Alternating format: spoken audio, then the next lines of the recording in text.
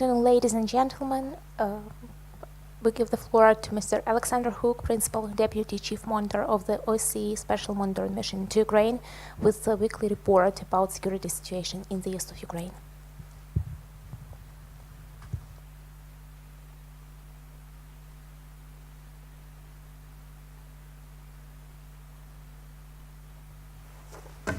Good afternoon.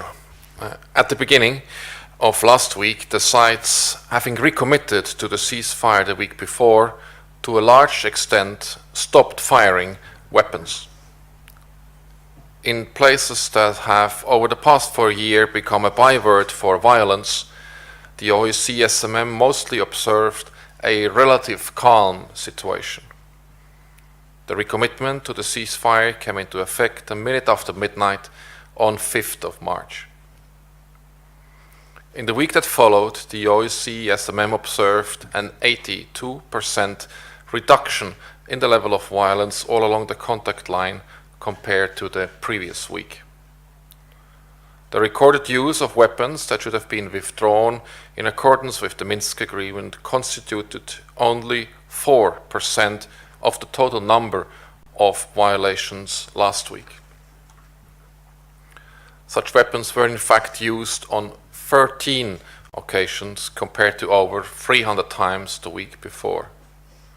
Personally, I'm happy to report that people in many areas along the contact line were able, for the first time in months, to go about their everyday lives with less fear and in less danger than before. The sides have proven once again that they fully control the violence.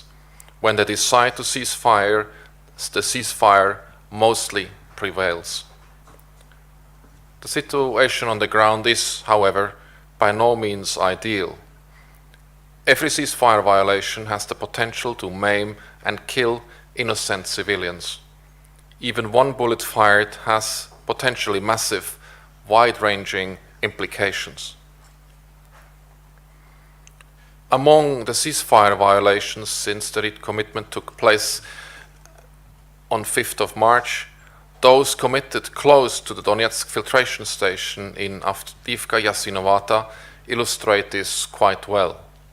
Since 5th March, there have been 4 incidents in which vehicles carrying Voda Donbassa employees have come under small arms fire. Here, in these photographs, you can see how close to death or injury the workers came in the latest attack on Tuesday this week.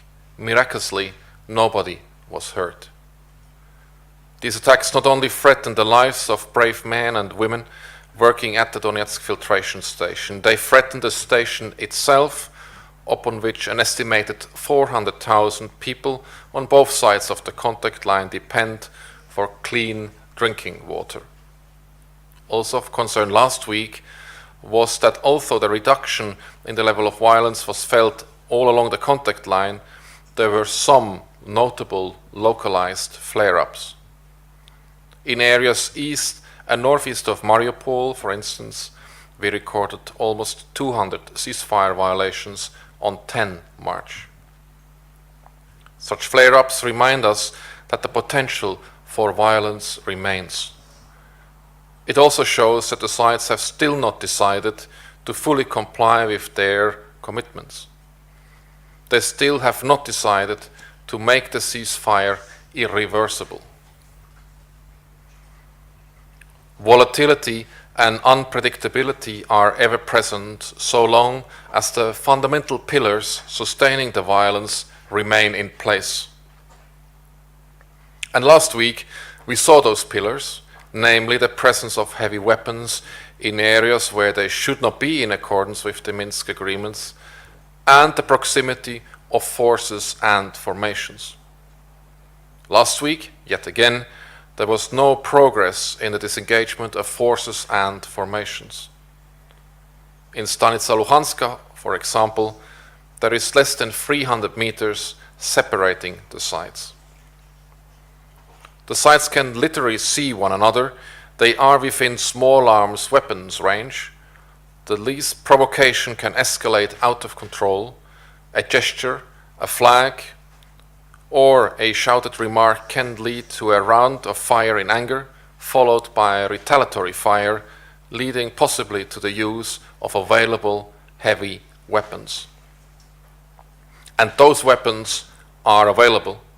Last week we observed 30 heavy weapons within withdrawal lines, 10 in areas controlled by not controlled by the government, and 20 in areas controlled by the government. Dear friends, there have been many recommitments to the ceasefires in the past. All have failed. As we have seen repeatedly before, while the heavy weapons are in place and while the sides maintain positions that allow them to fire upon one another, the ceasefire is fragile. It is liable at any moment to collapse. Guns that are silent can quickly become loud, violent, and deadly. In addition, the OSCE SMM last week also observed live fire exercises. Not only is this explicitly prohibited in the Minsk Agreement, it is a signal of intention at odds with the recommitment to cease fire. And we saw the presence of mines all along the contact line, again, another broken promise, as the sides have also committed to removing these mines. Perhaps most worrying was the continuing efforts by the sides to prevent the OSCE SMM from verifying their compliance with their commitments to cease fire, disengage, withdraw weapons, and demine. Excluding the numerous times we were prevented by the sides from moving forward because of the presence of mines and unexploded ordnance, the OSCE SMM was actively restricted at least 23 times last week, every time in areas not controlled by the government. Many of these restrictions occurred in areas along the unsecure section of the international border in Luhansk region. It was the third consecutive week in which our patrols were ordered to leave by armed men. Our unmanned aerial vehicles, an important instrument in verifying compliance with the Minsk agreements, were also targeted last week for the 6th week in a row.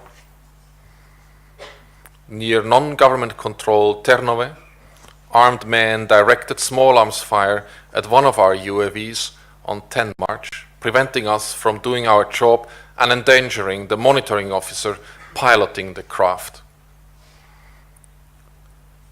Those who refuse to accept facts, and in particular the facts surrounding this specific incident, I would ask them to carefully look at the image taken by the camera on board the UAV as it was being fired upon.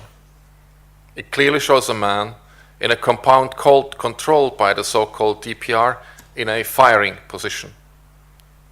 Other SMM monitoring officers were on 5th of March even more directly and dangerously targeted.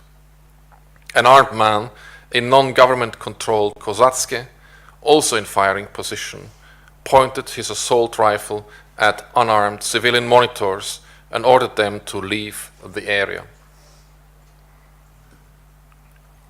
When the sites prevent us from verifying compliance, it is obvious that some degree of non-compliance is taking place. These restrictions are facts themselves. We know why we are stopped and blinded by the sites. They have learned that our facts reflect the reality and make uncomfortable and inconvenient reading. Facts matter. Hiding them and intimidation are commonplace. Dear friends, the improved adherence to the ceasefire we have been observing of late cannot be taken for granted. With the means available to engage in even higher levels of violence, with positions that are conducive to escalation, with combat readiness a clear and active priority for the sides, and with continued efforts to prevent the OSCE SMM from verifying compliance, nothing can be taken for granted. We have all seen this before, not least the civilians on the ground whose hopes for peace have been repeatedly raised and dashed. It is now time to ensure the hopes of hundreds of thousands of people living all along the contact line are not false hopes. It is time to secure the ceasefire, time to make the ceasefire irreversible, time to remove the weapons, disengage, demine, and allow the OSCE Special Monitoring Mission to Ukraine to verify compliance. It is above all time to ensure a sustained ceasefire, a lasting peace. The SMM knows, everyone knows, the sides can do that. They can, if they want, as they have shown periodically, turn off the tap of violence. They can, if they choose, ensure there is a lasting, sustainable ceasefire. They can do it any time. This time, this recommitment, this opportunity must not be wasted. No more excuses. People bearing the brunt of this conflict are running out of patience, running out of time. Thank you. Thank you, Mr. Hook. Dear colleagues, do you have questions?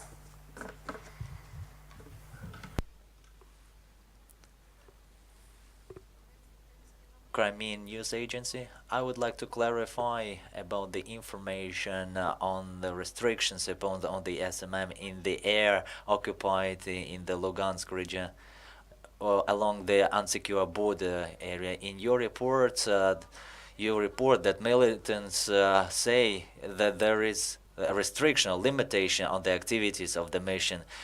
Have you discussed with the head of militants, Mr. Pasechnik, about those existing restrictions and until when those restrictions be in place and can those restrictions be removed?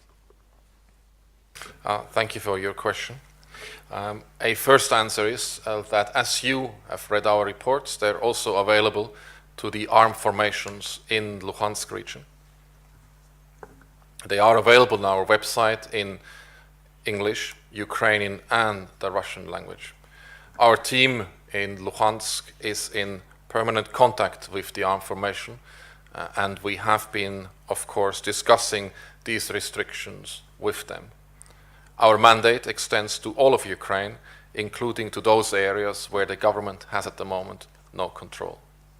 Thank you. Thank you. Maybe more questions? No more questions for today, so let's finish. Thank you, Mr. Hook.